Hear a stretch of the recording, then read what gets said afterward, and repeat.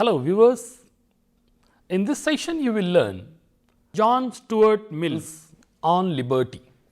On Liberty is an impassioned defense of free speech in which the writer addresses the nature and limits of power that can be exercised by society over an individual.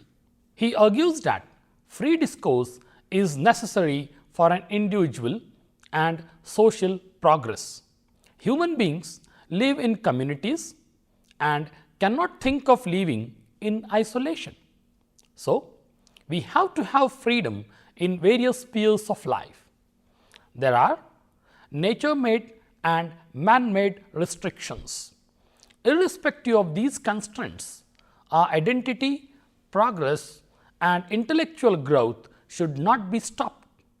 On Liberty is a prose piece which focuses on the individual's self-management for principled life. It also deals with an individual's attempt to harm himself which causes harm to others also and vice versa. So, our existence in this world is not in isolation but in groups or communities called society. In a nutshell, the real concept of liberty should be understood first. One's exercise of liberty should not be at the cost of others' liberty. Introduction to J.S. Mill.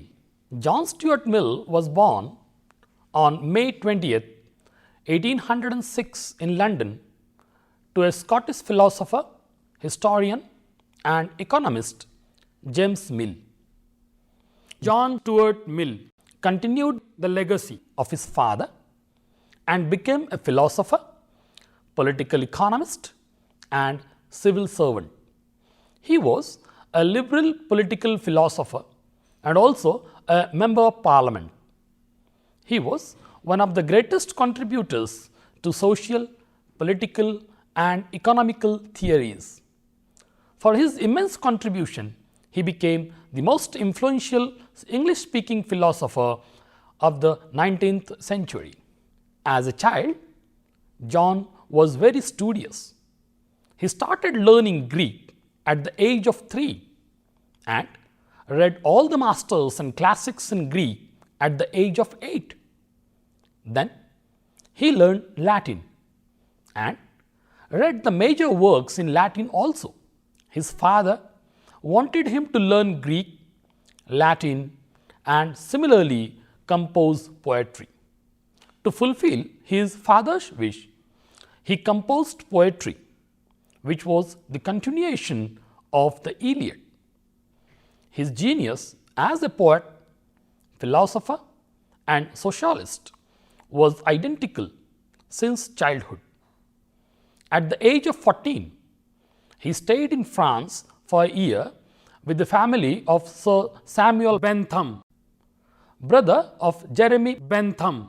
He continued his reading habits and read voraciously. He read natural sciences, which gave him a basic outlook about life and human existence. John Stuart Mill wrote a renowned piece of prose titled On Liberty in 1859. Mill's childhood and nurture thought had certain ideological influences of his father and his father's friends. His father, James Mill, made special effort to bring him up as a utilitarian. As a result of pressure, intensive study and voracious reading, John Stuart Mill experienced a nervous breakdown at the age of 20. Later, he struggled with the sense that utilitarianism was too unemotional and failed to understand the basic needs of human beings. In 1851, he married Harriet Taylor after 21 years of friendship. They lived together just for a few years and in 1858, she died of severe lung congestion. She influenced J.S. Mill while writing On Liberty. From 1865 to 1868, Mill was a member of parliament and was quite active in socio-political affairs. As a member of parliament, he was the first person in the British Parliament to suggest conferring of the right to vote on women. He was one of the major socio-political reformers. He worked for labor unions, social causes, economic reforms, and franchise to women. In addition, he wrote works like On Liberty, published in 1859, Considerations of Representative Government, On the Subjection of Women, and The Principles of Political Economy. Such a splendid personality died in Avignon, France on May 8, 1873.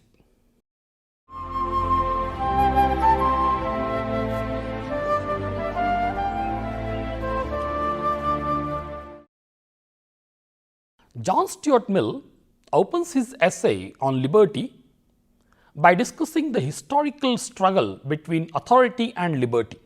He also describes the tyranny of absolute government, which needs to be controlled by the liberty of citizens. Mill makes a division of the governing authorities into two mechanisms. One, necessary rights belonging to the citizens, and two, establishment of constitutional checks. This mechanism would certainly make the governing body more responsible, answerable, and liable.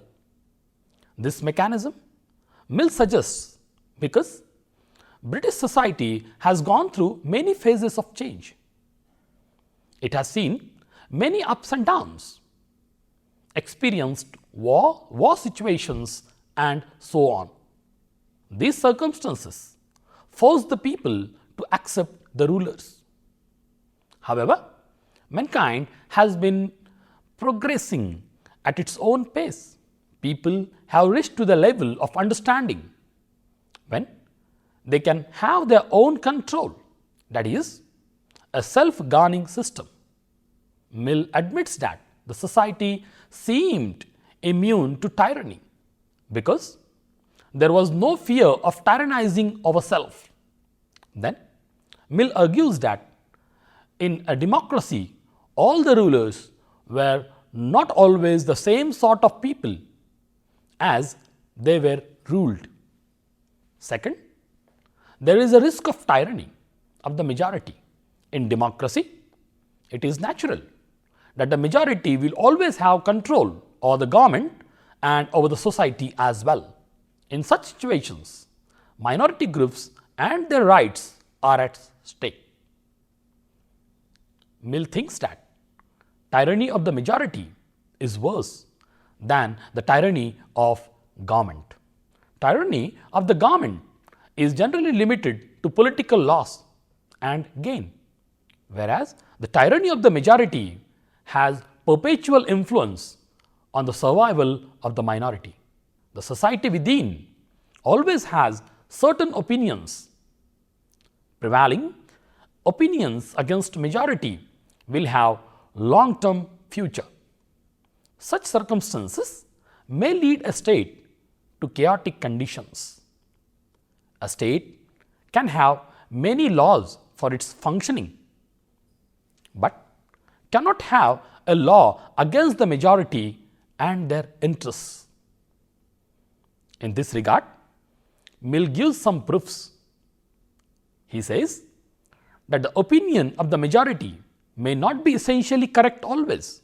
The only justification of an individual and his personal preference based on his moral or ethical perspectives will decide his opinion on certain issues. Likewise, people align themselves either or against the issue according to their perceptions. In conclusion of this analysis, Mill suggests certain restrictions on an individual's liberty. The individual is sovereign and should decide his own preferences But the preferences of an individual should never clash with the interests of the society. Harm to an individual is harm to the society. Someone who is harmful to the society should be punished. On the other hand, society should also create a constructive atmosphere for nurturing an individual. Towards the conclusion, Mill talks about utility. For him, something which is not useful should be ignored. He refers to some historical figures and says that the rulers were extremely beneficial to the people, but they could not manage themselves. Mill concludes this chapter and claims three basic liberties in order of importance. 1. Freedom of thought, emotion and speech. 2. Freedom to pursue taste, provided an individual does no harm to others. And 3. Freedom to unite for a cause without being harmful to others. These liberties Mill suggests for the common good of all.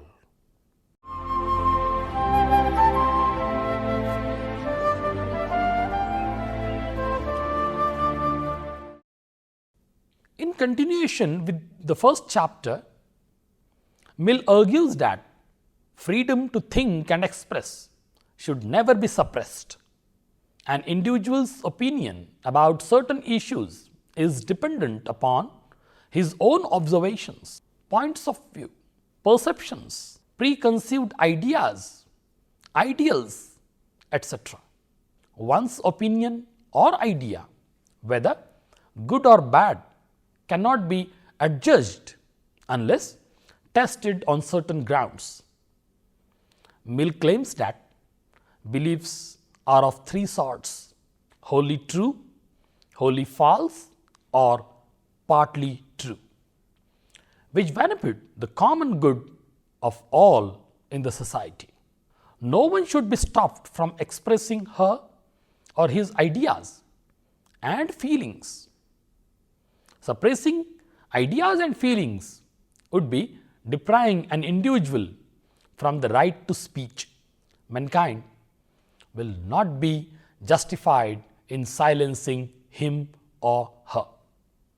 Sometimes the opinion expressed may be true, so it would be better to allow an individual to express it. In this context, Mill thinks that human beings are not infallible, hence they do not have any right to decide an issue for others. People are hurt if others silence their potentially true ideas. Then, in the next section of this chapter, Mill expresses his thoughts about constructive criticism. He says that one should always be open for any criticism. Open-mindedness is an asset for an individual. It strengthens an individual and allows him to speculate about certain issues and opinions expressed. It also gives us an opportunity to correct ourselves and lead us towards perfection. Perceptions may vary from person to person, but no one should ever be punished and oppressed for any idea or belief. In this context, Mill gives two historical illustrations of Socrates and Jesus Christ. These two personalities had their own beliefs and ideals in life. These ideals and beliefs were misunderstood by the people and authorities of their time. They were put to death for blasphemy because their ideas were radical and revolutionary for their time. These two men lost their lives for their principles. On the other hand, Mill gives an example of King Marcus Aurelius, who was a just and kind man. Still, he persecuted Christianity, failing to see its value to society. Mill thinks that truth faces a difficult time, and the seeker of truth sometimes becomes the victim. Truth has to face all these difficulties now and then until it is established. Sometimes truth is persecuted. It may wait for a period of time to establish itself. It survives in spite of all these difficulties and persecutions. In this context, Mill gives us the example of reformation of the Catholic Church, which was put down 20 times before Martin Luther was successful. In part 2 of this chapter, Mill argues about the freedom of opinion. First, Mill thinks that people should understand the grounds of their opinions, the logical base and fundamentals, if at all there, will always be helpful to the individual to refute his stand.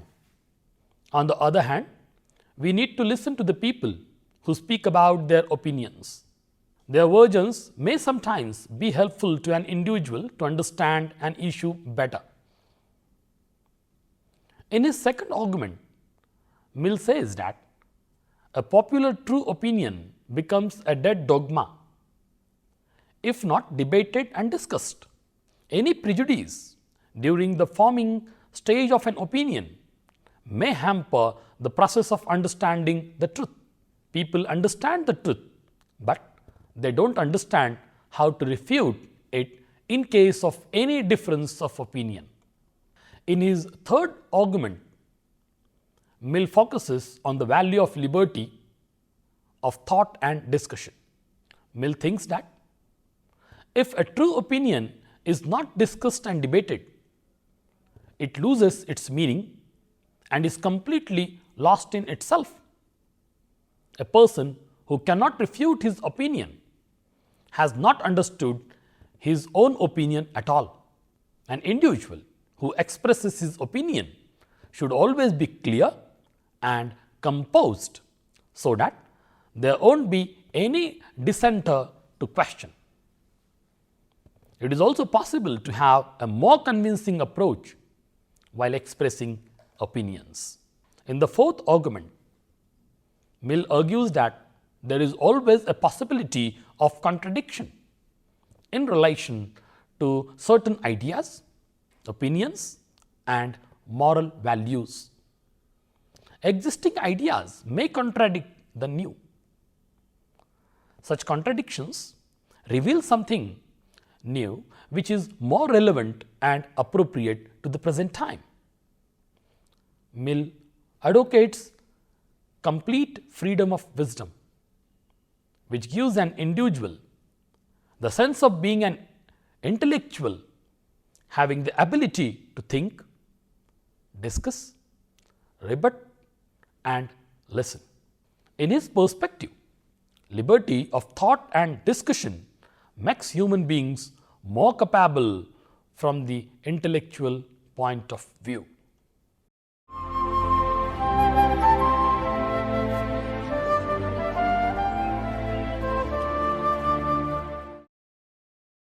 In the third chapter, Mill argues that individuality makes an individual aware of his being.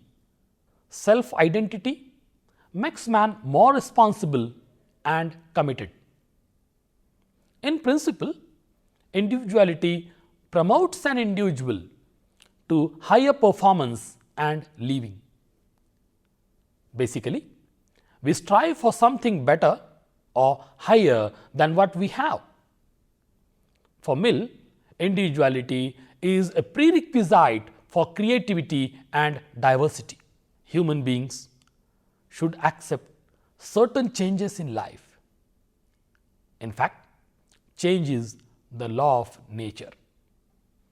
The people who are rigidly traditional and conventional may be dangerous to the society. Basically, conformity itself is dangerous.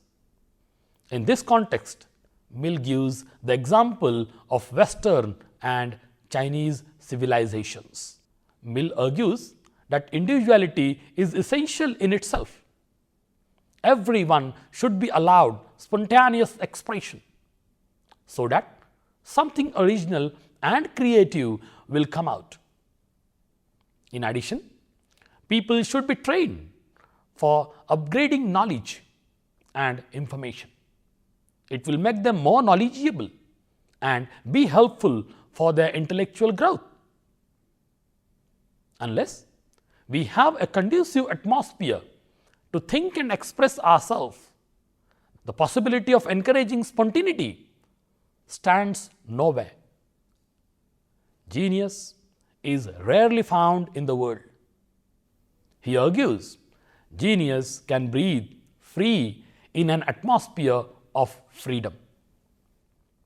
Then, Mill concludes with a note that life itself is full of struggles for survival. There is no specific pattern to live life in one particular way. If a person is well developed, then it is his preference how to live life. Liberty and individuality are important factors for successful social and individual life. Mill argues that despotism of custom prevents the improvement of England, and it is the Europe's relative diversity that makes it more progressive than the conformist Chinese ideal of making all people alike. In the concluding statement, Mill expresses his worry that Europe is progressing towards the Chinese ideals and will face stagnation.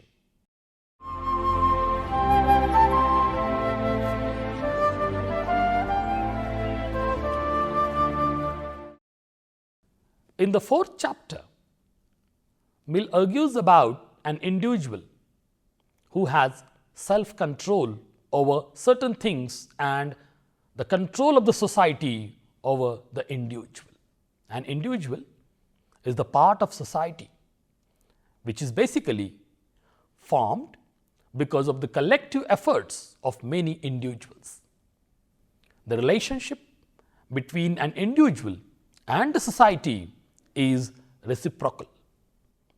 No individual should ever harm others or the society as a whole. He should be given complete freedom to pursue his interests and also ensure that others are harmless. The people who are harmful to the society will be punished by the court of law or by the society itself. Then he notes that society gives an individual a harmonious life, but it does not guarantee it. Every individual should follow the societal obligations. The societal obligations are for the common good of all. Those who go against obligations will be punished in the societal ways. Mill has a broad perspective in this regard. He thinks that society has a big role to play in all development of society, communities, and the nation as a whole. Society has its own obligation to the state and the government of certain interests which are good for the survival and progress of all in general. One such common good of common all is education and upbringing of children. Children are the future of any country. They have a natural right to grow, learn, and know the whole world. Society has its obligation and responsibility too. Society should create a constructive atmosphere for children and their growth. Mill advocates universal standard code of education for all children in the world, so that no one will be deprived of the basic right to education.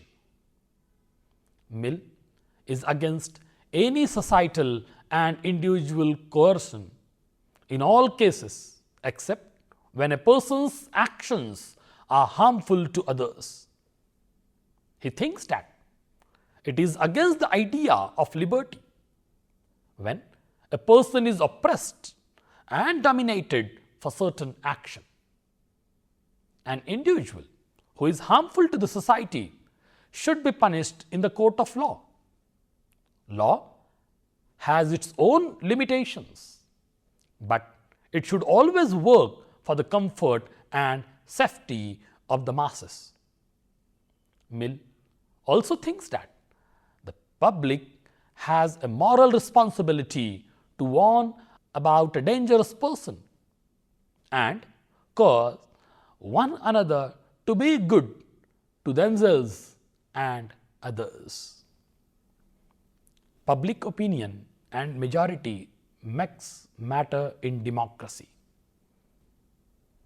Public opinion and majority matter in democracy. There is no guarantee that the opinion of the majority is good for all. It is also possible that the opinion of the majority may be tainted with motives and biased on certain grounds. On the contrary, there is a possibility of veracity of public opinion. The government has to decide logically to do something constructive for the nation. The analysis of the past events, wars, and discriminations can show us that sometimes the opinion of the majority is not rooted in good faith. In this regard, Mill recommends decision making based on debates and discussions, no matter what the opinion is. Mill's concept of religion and liberty is very practical. He thinks that just to be religious doesn't make an individual trustworthy. The society and government should see the pragmatic aspects, whether an individual is sincere and contributes to the development of the society or not. His loyalty should not be counted in terms of religious affiliations and his personal belief and disbelief in the existence of God. Religion and liberty are two separate concepts and should never be taken as similar.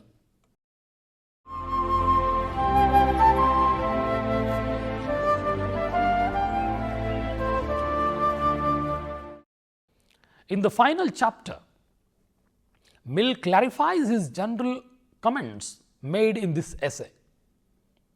He says that his essay can be split into two basic principles. One, people are not accountable for their actions and deeds which concern them.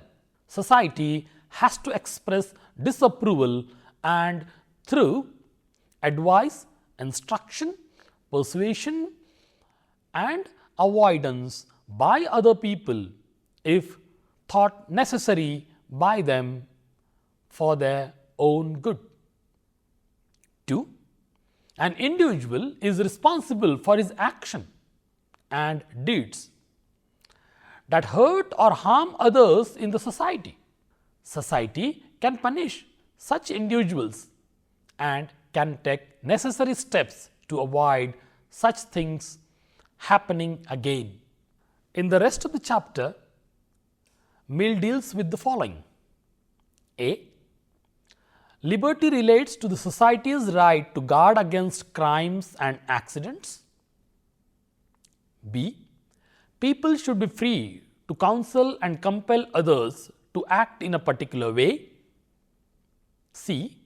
People should be held to agreement about what cause harm to them and affects others also. D. Actions affecting others are currently seen as being protected by a right to liberty. E. Whether government should intervene to help people instead of letting them to do whatever they want. Finally, Mill ends with the discussion about the need of complete freedom to develop according to the choices and capability of the people.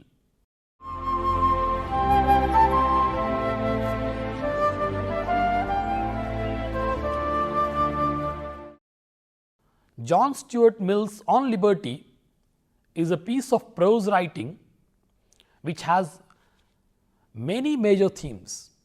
The themes are the struggle between liberty and authority, tyranny of the majority, veracity of public opinion, religion and liberty, the coercion and domination, obligation of society and dangers in the authoritative government.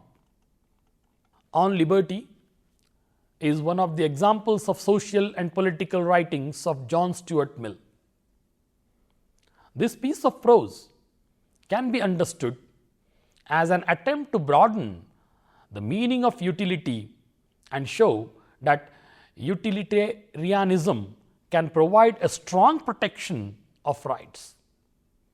It also reflects Mill's belief that individuality is something that has to be protected and nurtured. Hope you have understood J.S. Mill's On Liberty. Thank you.